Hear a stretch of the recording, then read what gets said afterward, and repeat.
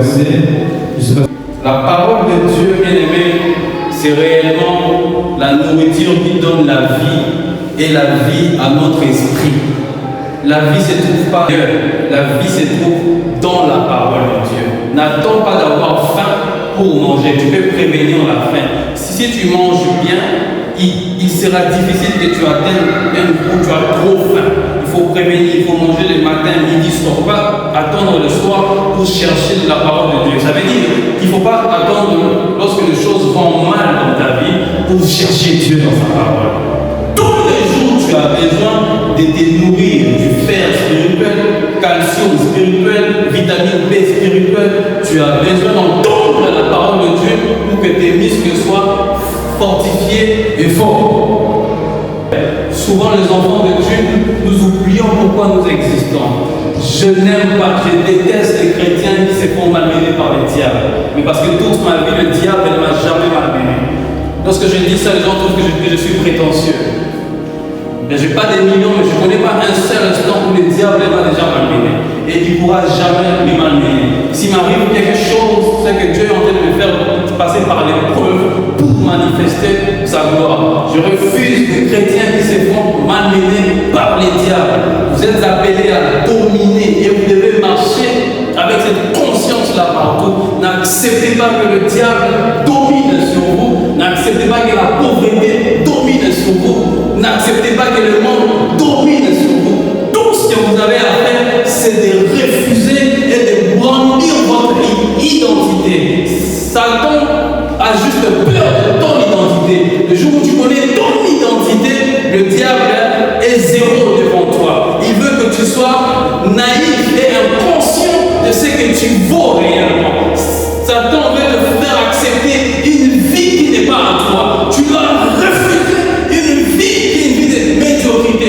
Dieu veut que tu prospères à tous égards. Dieu veut que tu domines sur la maladie, sur les problèmes, sur les hommes que tu domines dans ton quartier. Si tu es un enfant de Dieu, lorsque tu entres là, il faut que les gens viennent te chercher pour la solution.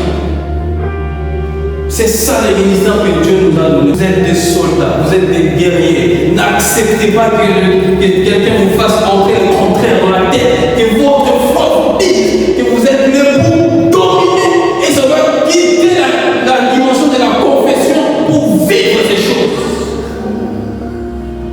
Et vous avez des orateurs qui vivent ces choses. Ce n'est pas des théories que nous prêchons. Nous prêchons des choses que nous vivons. Et l'homme ne peut donner que ce qu'il a. Moi, je transfère que ce que j'ai. Si je veux dire Dieu dans ma vie, je te dirais que Dieu, il existe. Je le vis. Un jour, Moïse a rencontré Dieu. Il dit, mais moi, je l'ai rencontré, mais eux ne t'ont pas rencontré. Qu'est-ce que je vais leur dire pour les convaincre que je t'ai rencontré? C'est ça. Et quand il est venu, il dit que moi, j'ai rencontré Dieu, ben, les gens ont failli les lapider. Mais comment tu as rencontré Dieu? Il est comment? Est-ce que tu peux dire que je suis victorieux? Je suis victorieux. Et je suis né pour dominer. Je suis né pour dominer. Je domine sur la terre. Je domine sur la terre. Je domine sur la mer. Je domine sur la Je terre. domine dans ma famille. Je domine dans ma famille. Je domine dans mon travail. Je domine dans mon travail. Je domine dans mes projets. Je domine dans mes projets. Mais nous venons de dire une histoire très capitale. Pour récapituler ici, nous sommes dans l'histoire où les enfants d'Israël sont en Égypte. C'est des gens qui vivaient bien en Égypte. Et vous savez comment ces gens ont été déportés en Égypte, n'est-ce pas? C'est par leur frère Joseph. C'est Joseph qui a ramené son père, Jacob, et ses autres frères, et par là, ils se sont multipliés. Et quand ils se sont multipliés, ils ont commencé à mener leur vie en Égypte. Ce n'était pas leur terre. Mais les enfants d'Israël ne se retrouvaient pas en Égypte par tricherie. Ils ne se retrouvaient pas là par voie illégale. La Bible déclare que Joseph a demandé à Pharaon que mon peuple est dans la famille. Puisque tu m'as pris, tu m'as nommé gouverneur, je suis avantagé pour vous, mais je vous épargne des années de la disette, de la famine, de la manque de la nourriture. Est-ce que tu peux me faire cette faveur que ma famille aussi vienne ici? Parce qu'il y a aussi la famille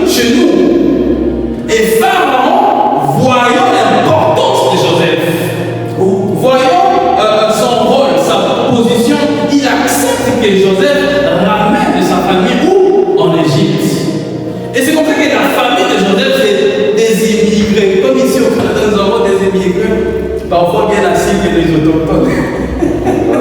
C'est ce qui les énerve un peu. On va voir un immigré.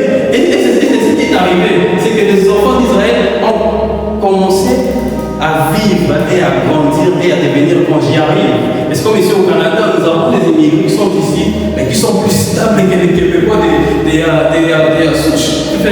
genre, tu vas voir un immigré qui a acheté 2-3 maisons, 3 voitures, luxueux. Mais celui qui est Québécois né ici, c'est quelqu'un qui souffre, qui est clochard. C'est ce qui est arrivé pendant ce moment-là. Ici, les enfants d'Israël, à cause de la promesse qu'ils avaient, à cause de la grâce de Dieu qu'ils avaient, à cause de la nuance sur laquelle ils s'est reposés, ils ont commencé à croître, ils ont commencé, c'est ça les termes, à devenir puissants. Mais pas chez eux. Ils deviennent puissants en Égypte. Mais nous venons de dire ici qu'ils sont en train de croître. Et un pharaon qui n'avait pas connu Joseph se rend compte que ces immigrés ici commencent à devenir plus puissants que nous. Alléluia, tu m'entends? Yes. Que ces immigrés sont devenus plus puissants que nous. Pour te faire l'histoire, c'est que Joseph est devenu roi en Égypte, non, gouverneur, pardon, à l'âge de 30 ans. Tu peux voir ça dans Genèse 41, 46. Et c'est à l'âge de 110 ans qu'il était mort. Genèse 50, 26. Donc il y a environ 71 ans, tout au moins. 71 ans après. Ils menaient leur vie normalement. Tout s'est passé bien. Ils cohabitaient avec les gens, les Égyptiens. Tout s'est passé bien. Ils n'avaient aucun problème. Ils ne dérangeaient jamais les Égyptiens. Mais la Bible déclare que le roi, qu'est-ce qu'il dit? Que voici, les enfants d'Israël deviennent plus nombreux que nous. Ils se multiplient plus que nous. Ils deviennent un danger pour nous. Est-ce que tu m'entends? Les enfants d'Israël deviennent un danger. Ils se multiplient. Et plus loin, ils deviennent plus puissants que nous. Exode 9. Il devient plus puissant que nous. C'est ça qui dérange ici. C'est pas que les enfants d'Israël commencent à mal se comporter. C'est vrai qu'ils sont dans un pays étranger, mais ils respectent les lois, mais ils n'ont pas touché quelqu'un, ils ne font pas du mal, mais leur problème c'est qu'ils deviennent plus puissants que nous. Ils sont en train de se multiplier. Est-ce que c'est eux qui ont interdit que les Égyptiens se multiplient? Si c'est multiplié par 10, mais vous, je sais même par 100. Mais si nous sommes chez les Chinois, et ils n'aiment pas faire des enfants. Mais moi, je suis en Congolais, si je parle là-bas, je vais faire 10. C'est pas mon problème. Moi, je fais 10. Ah, donc ici, les enfants d'Israël sont en train de se multiplier, mais dans un pays étranger. Est-ce que tu m'entends très bien? Le problème que tu as dans la vie, c'est pas toujours parce que tu es fautif sur quelque chose. C'est pas toujours que tu as fait du mal. Tu dois savoir ton plus grand combat, c'est à cause de la grâce de Dieu que tu as. Les défis que tu rencontres, c'est à cause de tes bénédictions. Paye même une voiture de luxueux seulement, tu verras le combat que ça va te créer. Je vis des gens, je parle avec des gens qui sont venus me voir, qui ont eu des problèmes dans la famille seulement depuis qu'ils sont au Canada. Seulement 2 kilos au Canada. Et il y a même des gens qui sont arrivés ici au Canada et qui habitent dans des familles chez une tante. Mais c'est seulement quand ils commencent à travailler. Premier mois, on va te laisser. Mais deuxième mois, tu dis, mais la facture. Troisième mois, tu dis, tu prends ton salaire. Et c'est après qu'on va te demander de diviser ça. Mais le problème, c'est ce que tu deviens, ça dérange. Mais plus loin, c'est pas ce que tu deviens. Il y a des choses que toi, tu ne vois pas. Il y a des choses que l'ennemi voit spirituellement. Ce que tu vas devenir, ça dérange même plus que ce que tu deviens. Mais pourquoi ici, ce sont des grandes personnes qui se multiplient. Mais Pharaon prend l'initiative. Qu'est-ce qu'il dit? Tuons les périnés mâles, tuons les bébés, tuons les enfants. Qu'est-ce qu'ils ont fait? C'est pas eux qui se multiplient, c'est les aînés qui font des enfants. Tuez alors les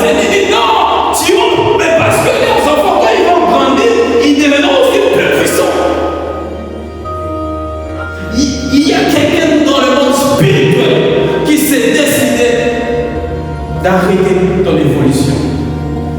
Il y a quelqu'un dans le monde spirituel qui s'est décidé d'arrêter ta progression.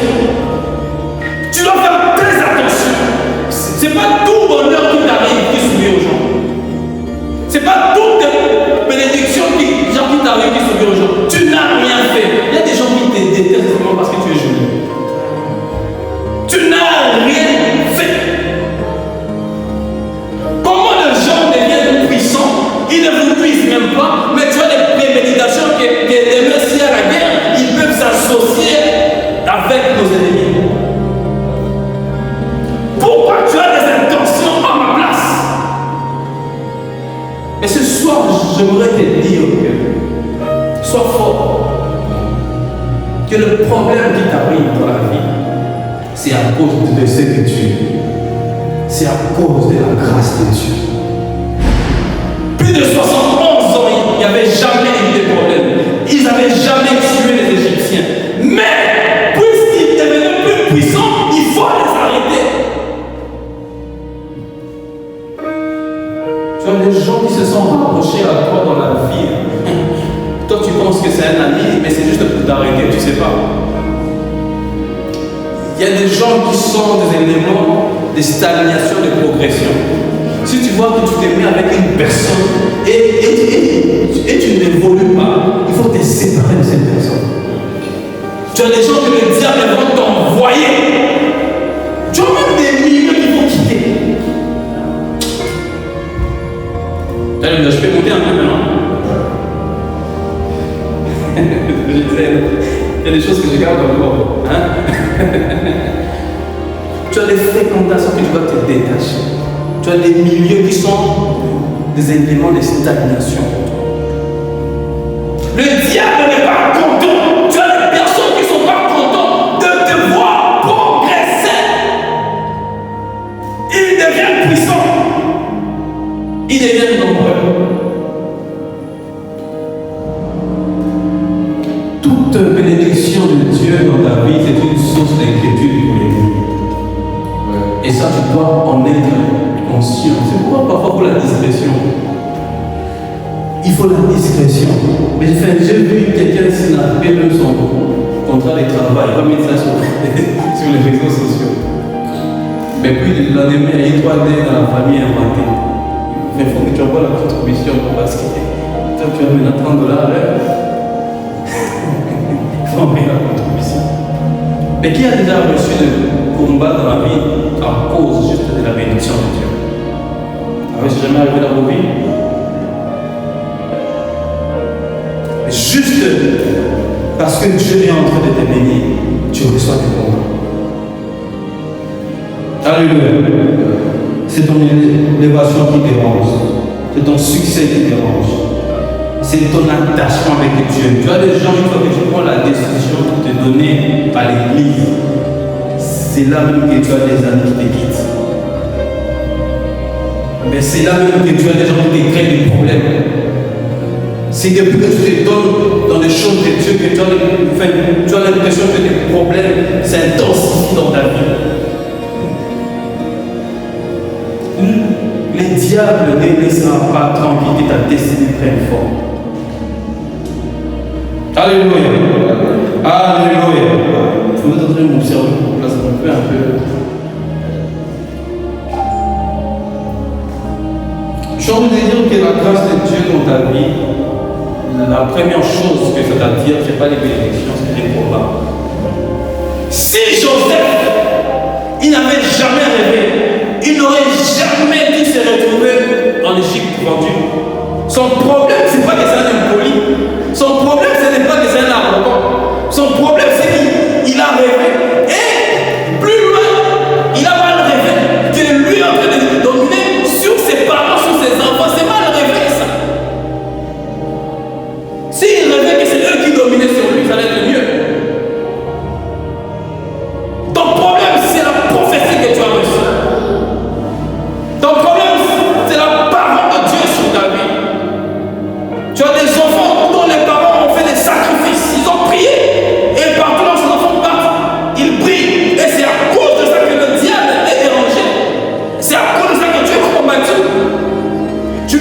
savoir, c'est ton identité qui te crée des problèmes.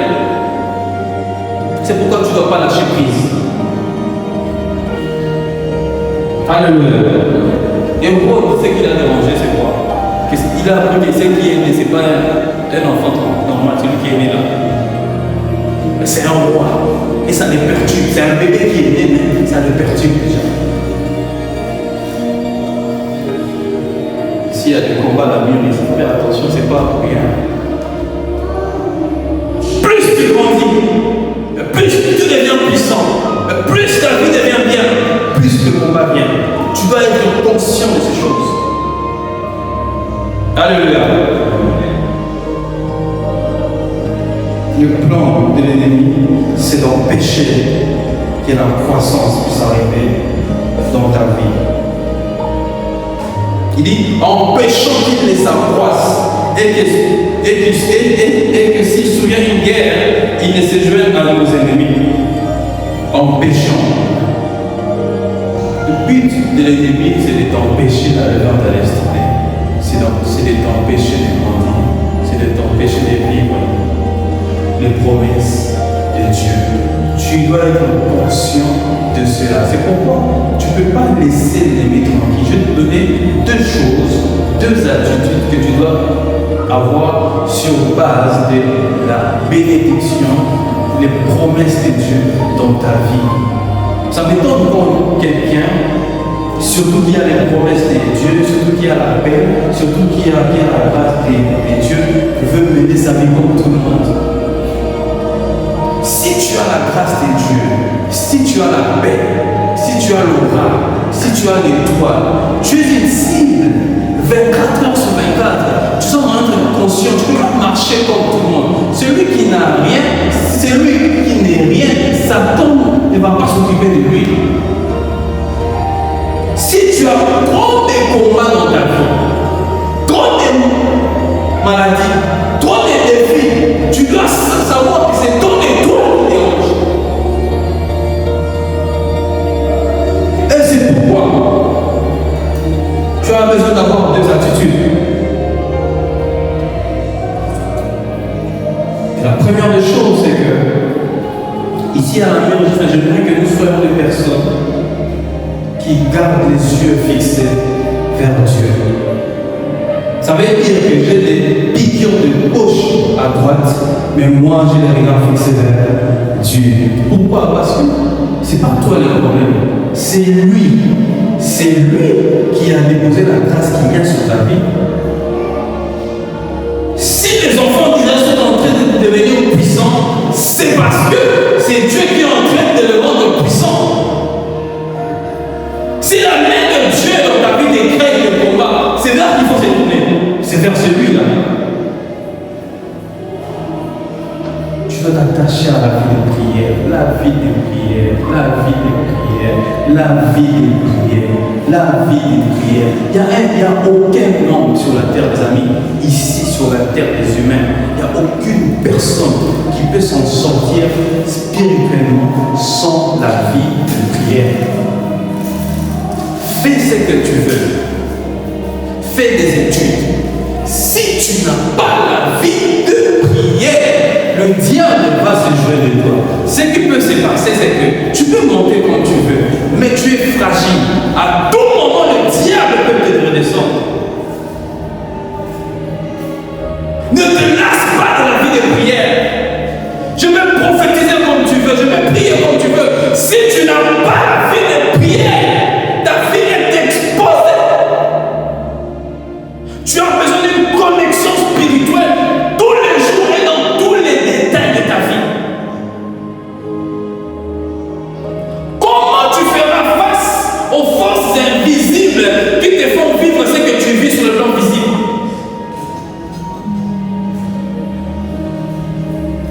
Tous les attaques que tu as même physiques, ça commence d'abord spirituellement.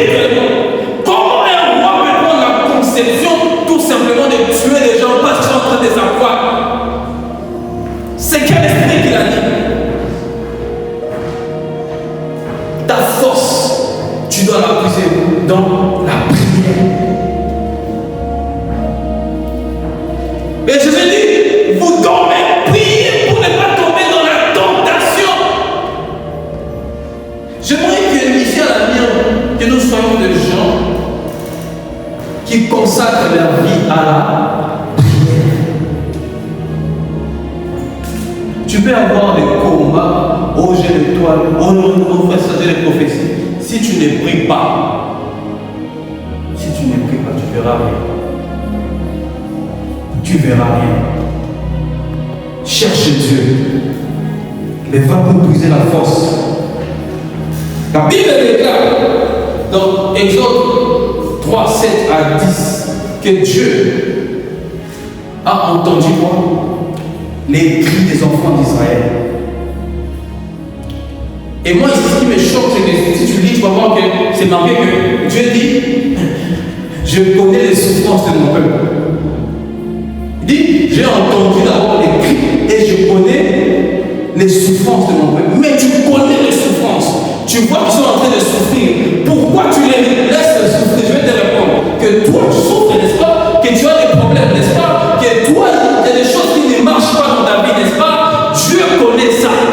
Il y a quelqu'un qui m'a demandé mais si Dieu connaît ça, mais pourquoi Dieu me laisse dans cette situation? Dieu connaît que tu as des problèmes. Dieu connaît qu'il y a des choses qui ne marchent pas dans ta vie. Dieu connaît que s'il vient maintenant devant toi, te demande qu'est-ce que tu veux. Tu as une liste longue où tu veux que Dieu fasse des choses dans ta vie. Est-ce qu'il y a quelqu'un qui veut que Dieu fasse des choses dans ta vie ce soir? Même moi j'ai besoin de Dieu dans ma vie. Il y a un domaine, il y a un aspect de ta vie, tu as besoin de Dieu, tu as besoin de l'intervention divine. Il y a des choses, même l'argent ne peut pas faire.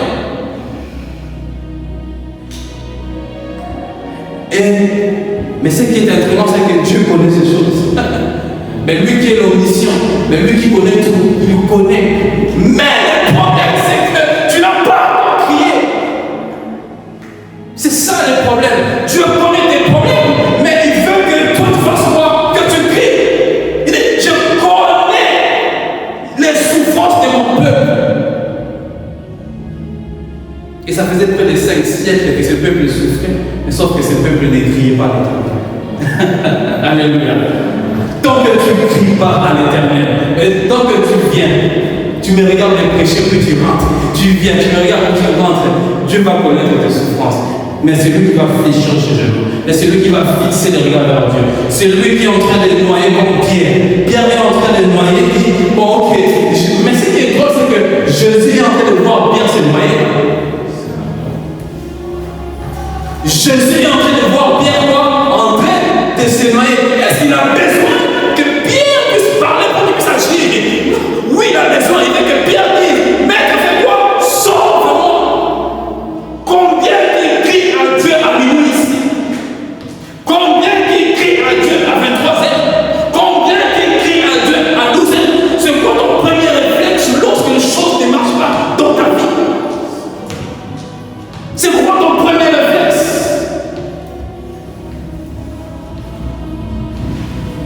J'ai un oncle là, lui, ça ne va pas rater si je l'appelle. Alléluia. Mais parfois, l'homme ne connaît même pas la dimension de ton problème. C'est Dieu qui connaît. Il dit quoi? Invoque-moi au jour de quoi?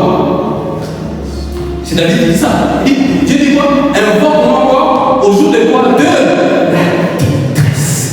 Dieu sait que je suis dans la détresse. Oui, il est Dieu, il veut que toi tu fasses quoi? Tu l'invoques. Et Jésus donne la parole de cette femme qui a importuné le juge. Dieu aime ça. Dieu aime s'importuner, c'est lui le juge. Il veut que tu viennes aujourd'hui, que tu viennes demain, et que tu viennes après-demain, et que tu viennes jusqu'à ce que tu verras sa main. Si tu as des combats verts, il faut fixer le regard vers Dieu. Alléluia. Oui, Dieu voit. Oui, Dieu entend. Oui, Dieu connaît. Mais toi, tu vas crier aussi. Alléluia. Alléluia. Dis, invoque-moi au jour de la terre. Psaume 55. Qu'est-ce que je ferai? J'étais délivré là. Que tu feras pas? Je t'ai glorifié. Qui veut glorifier Dieu dans sa vie? Ce que tu dois faire, c'est quoi? C'est l'invoquer. L'invocation. Dieu. Vous savez, je parlais de la prière. Il y a la prière, mais quand on parle de l'invocation, c'est maintenant une autre dimension de prière. Et lorsqu'on fait l'invocation, pour la plupart des cas, il faut vraiment que tu cries et que tu invoques, tu appelles sa puissance. Les enfants d'Israël, Dieu connaissait leurs problèmes, j'insiste. Ils avaient la promesse. C'est à cause de l'alliance qu'ils avaient qu'ils devenaient puissants. C'est à cause de la grâce de Dieu dans ta vie que les choses marchent bien. Mais ça te crée des combats maintenant. Mais ça te crée des défis maintenant. Il ne faut pas arrêter, il ne faut pas te lamenter. Fais quoi? Crie à Dieu. Fixe le regard vers Dieu. Et c'est lui qui te combat. Et à toi-même pour tous être créés par Dieu. Et même si c'est ça, même lui créé par Dieu. Et c'est lui qui te défie. Et toi-même, il y a celui qui est au-dessus de vous. C'est ton Dieu. Va vers lui. Alléluia. Enfin, je vais aller vite, je ne vais pas décortiquer sur la prière. Nous aurons les enseignements sur la prière. Et la deuxième chose, c'est quoi? C'est de s'attacher à la parole de Dieu. Tu dois t'attacher à la parole de Dieu. C'est très ennuyeux. Si le diable, s'il y a quelque chose que le diable fera souvent, c'est de te détacher de la parole de Dieu. Combien de fois rester sur les réseaux sociaux, c'est plus intéressant que lire sa Bible? Entre nous, soit dit, c'est très naturel, non? Scroller sur les réseaux sociaux, c'est plus intéressant que quoi? Que lire sa Bible. Combien de fois lire sa Bible, ça somnole? Genre, ça fait somnoler. Combien de fois écouter la parole de Dieu comme ça, là, qu'il finisse vite, il est que là. Mais Satan, c'est ce qu'il voudra, c'est de t'éloigner de la parole de Dieu. Regarde ce qu'il fait par les serpents. Il vient, il dit à la femme, la première des choses, c'est quoi? Qu'est-ce que Dieu t'a dit? Qu'est-ce que Dieu vous a dit? Est-ce qu'il vous a réellement interdit de manger de ces fruits? Il dit oui, il vous a interdit. Pourquoi? Il dit frère, si vous mangez, nous allons mourir. Il dit non, si vous mangez ça, vous allez devenir comme lui. Dieu a dit, puis Satan aussi dit. C'est ça le diable. C'est de te connecter de ce que Dieu a dit pour rester vers ce que lui a dit, ce que lui veut. Mais cette Bible là, je dois la lire après, maman. Tu es fatigué? Tu es fatigué, il y a des lives sur TikTok. Mais Dieu te dit que ce livre de la loi ne fasse quoi? Ne s'éloigne pas de quoi? Mais toi tu dis que non, la Bible c'est les cœurs. Et que la Bible c'est quoi? C'est les cœurs. Non, la Bible c'est les... Il y a des gens qui font des débats bizarres même. Ils ont aussi la bouche. La Bible c'est les cœurs de la personne.